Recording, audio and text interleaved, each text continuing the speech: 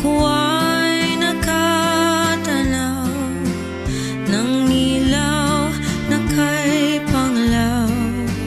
Halos di ko makita. Tulungan mo ako, ituro ang daan, sapagkat ako'y sabi sa aking pinagmulan. Bayan ko, nahan ka, ako ngayon'y nag-iisa. Nais kong magbalik sa iyo, bayan ko. Patawarin